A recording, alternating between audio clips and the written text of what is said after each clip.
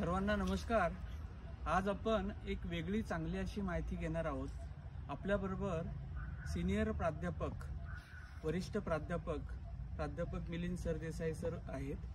Sir विभाग प्रमुख आहे सावित्रीबाई फुले पुणे विद्यापीठात वनस्पतीशास्त्र विभागात। परंतु वनस्पती बरोबरच सर एक सर्पमित्र आहेत आणि सरांनी एक छोटंसं इन्व्हेन्शन केलंय आपल्या सगळ्यांना, ते अतिशय उपयोगी आहेत। तर आपण थोडीशी माहिती घेऊया। सर बऱ्याचदा साप निघतात आणि शेतकरी बांधव जे आहेत किंवा अनेकदा ग्रामीण भागामध्ये हा प्रश्न येतो की साप दिसल्यानंतर मारून टाकला जातो किंवा सगळ्यांना भीती वाटते।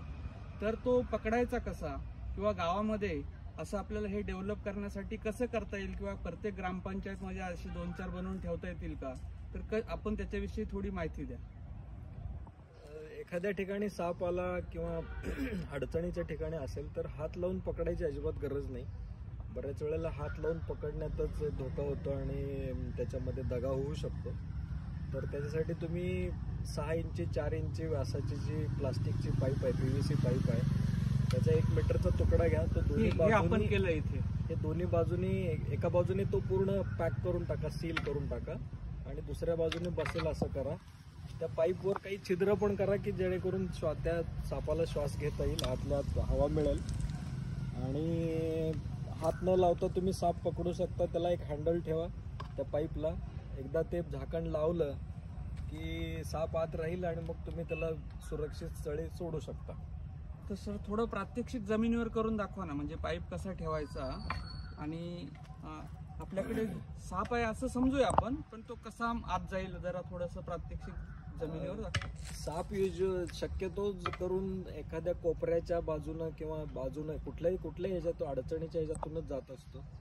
तर त्यावेळेला फक्त एखाद्या कोपऱ्यामध्ये तुम्ही पाईप अशी ठेवा की जेणेकरून तिथं गॅप राहणार नाही आणि त्या ह्याच्यामध्ये याच्या भोवतीनं जर एखादं कापड ठेवलं, पोतं वगैरे ठेवलं तर तो अंधारा भाग दिसतो आणि त्याच्यामध्ये मग तो साप जातो आणि तो साप गेला की आतल्या आत तो वेटोळ घालून बसेल।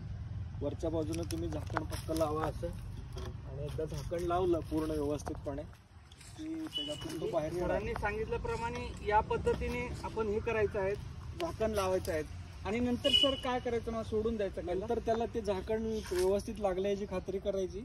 याला ऍक्च्युली हँडल लावायची राहिलेली आहेत 2 हँडल लावलेली। ही पाईप पूर्ण उचलायची अशीच आणि मग जिथं सुरक्षित जागा आहे तिथं नेऊन ते परत झाकण काढायचं आणि तिकडून मागून एकदा ठोकलं की तो साप निघून जातो। अतिशय सुंदर पद्धतीने 3-4 इंचाचा पाईप आपल्याकडे पाहिजे, 1 मीटर भराचा। एक बाजूने तो बंद करायचा आहे, दुसऱ्या बाजूने त्याला उघडण्यासारखं झाकण हवं आहे आणि पाईपाला होल पाडून घ्यायचं सरांनी सांगितलंय। आपल्याकडे तार असते त्याप्रमाणे सरांनी सांगितल्याप्रमाणे असे ते आपण बनवून घेऊ शकतो। त्याने आपल्याला काही वेळेला जर मदत लागली ते ढकलून घेऊ शकतो।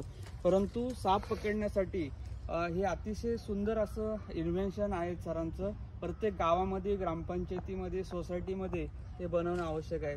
सर सापांच्या विषयी बऱ्याचदा विषारी बिनविषारी, तर विषारी साप हा चावणारच आहे आणि त्याला विषारी नव्हे, विषारी किंवा बिनविषारी जरी असला तरी तो चावतोच। फक्त विषारी जर असेल तर आपल्याला प्रॉब्लेम होऊ शकतो।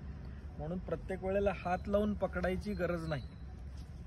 तुम्हाला तो साप ओळखतो किंवा न ओळखतो हा भाग दुसरा आहे, नंतरचा भाग आहे।